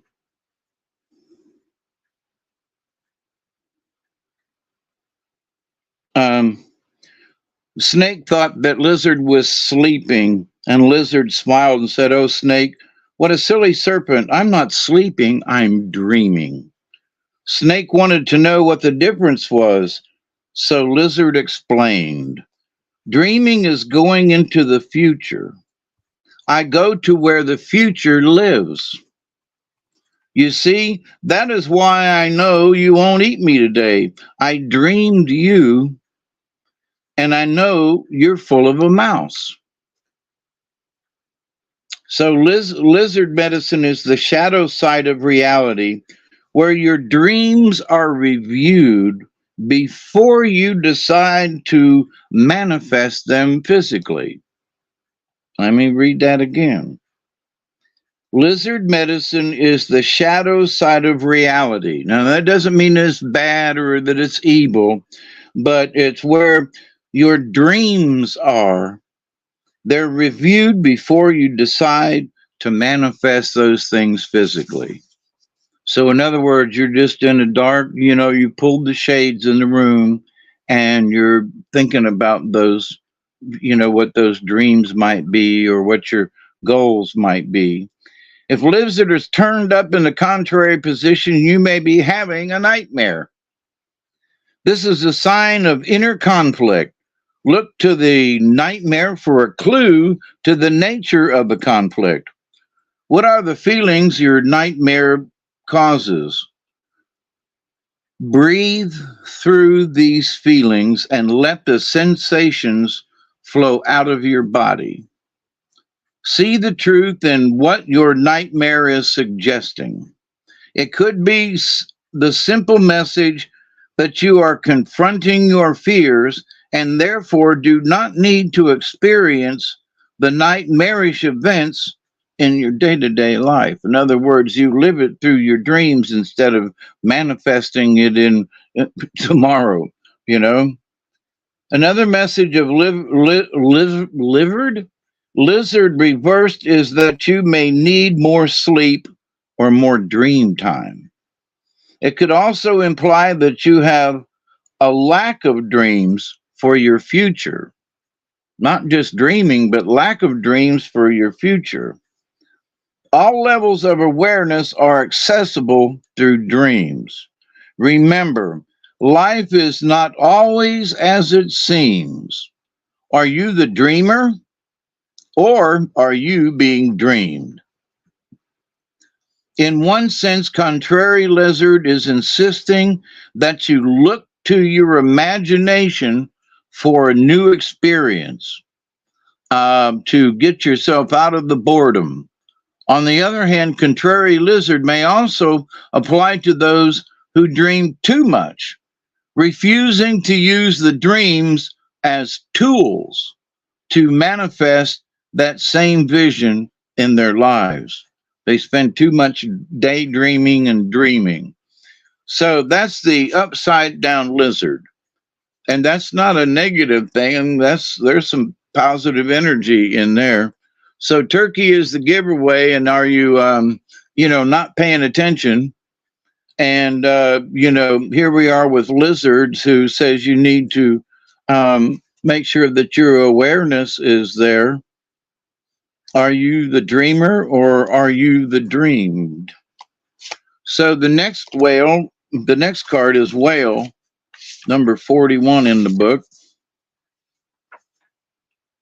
And we've had whale a few weeks ago, but it's been a while for whale. Whale is very much like a swimming library. Whale carries the history of Mother Earth and is said to have been placed here by the ancients from the dog star Sirius. So the whales are transplants from the dog star nation.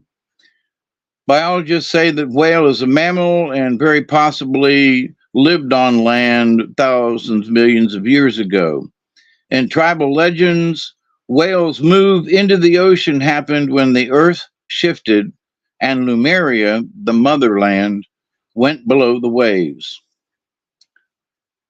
Whales saw the events that led to the settling of Turtle Island and has kept the records and knowledge of the motherland alive.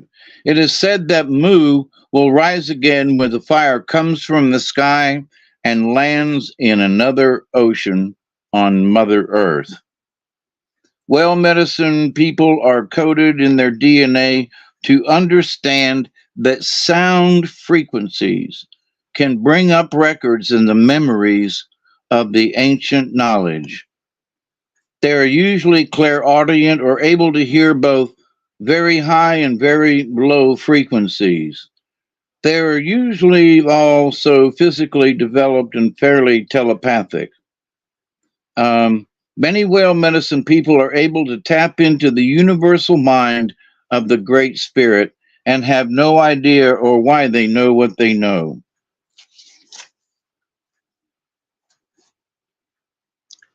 Whale medicine teaches us to use the sounds and frequencies that balance our emotional bodies and heal our physical forms. That's the big part of this message tonight. Whale medicine teaches us to use the sounds and frequency that balance our emotional bodies and heal our physical forms. To recall why the shaman's drum brings healing and peace is to align with whale's message. The drum is the universal heartbeat and aligns all beings heart to heart. If you pulled the whale card, you are being asked to tap into these records and to allow yourself to be sung to by those who have the original language. We are the only creatures who do not have our own unique cry or our own call. Find yours. Allow your voice to use this sound to release tension or emotion. This will open up your personal records so that you may further explore your soul's history and continue and commune with Whale, who carries the history of us all.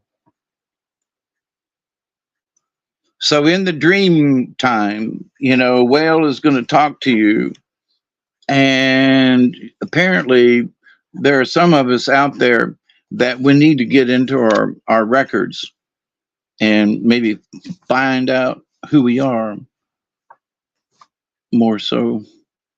There are a lot of folks that are lost these days. Ooh, that was close. Now, last one here is dragonfly. So, dragonfly medicine is of the dream time. So, here we've got whale telling us, to listen to the frequencies. It's sort of in the dream time. Guess who else? Lizard, dream time. And turkey is the giveaway and the understanding for us not to be stingy especially with our energy. Dragonfly medicine is of the dream time and the illusionary facade we accept as physical reality. Dragonfly shifting of color, energy, form, and movement explodes into the mind of the observer, bringing vague memories of a time or place where magic reigned. Dragonfly is the essence of the winds of change, the messages of wisdom and enlightenment. So here's the whale card talking about the records. You get your records. Here is enlightenment. So maybe Dragonfly is going to help you to get there. And the communications from the elemental world, and there's the dream time with the lizard, So this elemental world is made up of the tiny spirits of plants and of the elements of air, earth, fire, and water. In essence, this world is full of nature spirits. And hopefully, those of you will know that and how important those things are. Dragonfly medicine always beckons you to seek out the parts of your habits which you may need to change. Have you put on too much weight? I have. Or have you started to look like a scarecrow? Have you tended to the changes you have wanted to make?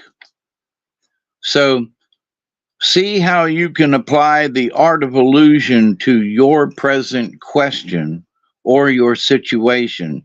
And remember that things are never completely as they seem. So, there are the cards for tonight. Not bad. I like that. Yeah, not bad at all. It's not this. There's no negative message in this. Remember to not to be stingy with the turkey card, the giveaway. But lizard, and whale. These are all sure enough talking about the spirit, and making sure our spirit's in good shape. So good positive messages, in my humble opinion. Mm-hmm. Oh, Richard says, I have had a huge lizard. My friend Toby had a huge lizard. It was as a pet, and it was terrible. It bit him and scratched him quite badly. Says he ended up giving it to a zoo. He had it for a while, it attacked everyone. Oh boy, it was 4 foot long. Well, that's a big ass lizard. Yeah, really. Dragonflies are supposed to be spirits of change and transition. I agree. Good deal. Well, good cards for tonight. I hope we all learned something from that. Guide you on your way, at least till next week anyway, right? Yeah, I'm gonna at least give you courage, good cards that help you to say, keep being positive and keep working on it, and the whale with the frequencies and messages. So, stay with, and we always talk about be the frequency you wish to receive, right? Yep. So there you go. There's good medicine in that.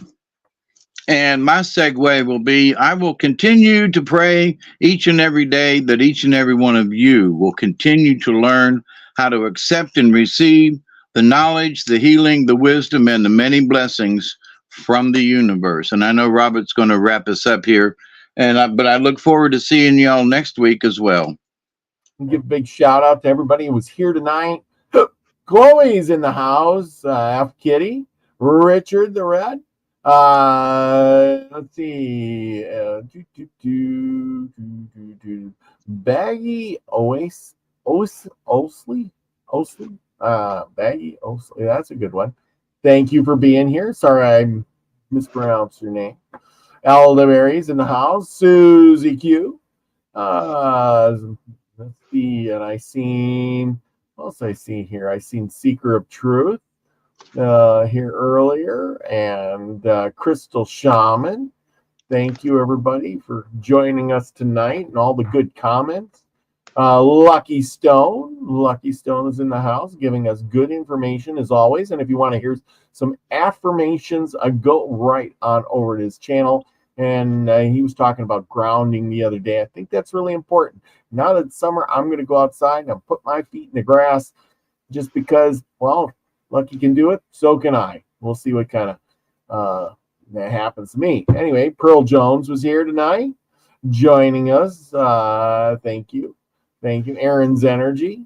And I hope everybody had a good time, learned a little bit of something. Like I said, if you find that the information helpful, go out and study some of it yourself, learn about Father Marquette and Joliet, Luis Joliet, interesting guys. They had a hard life, but they were part of our history, and we celebrate them today with statues and names of towns and schools and universities and things like that. So Sean, our best senior, thank you for joining us tonight. Thank you. Anyway, remember to hit the big thumbs up. Thank you for being there. There you go. Bernicia Mango. There we go. Thank you. I haven't seen you here before. Hey, Bernicia. There you go. Anyway, you got a show tonight. Yeah, it's Tuesday. Well, actually, it's Wednesday. Wednesday. I'm glad that. Anyway, there you go. I'll give you a big shout out. Look at that, right on the screen. And anyway, I hope you all had a great week. And this is a little pepper in the salt. And trust the cards. Make your life your own.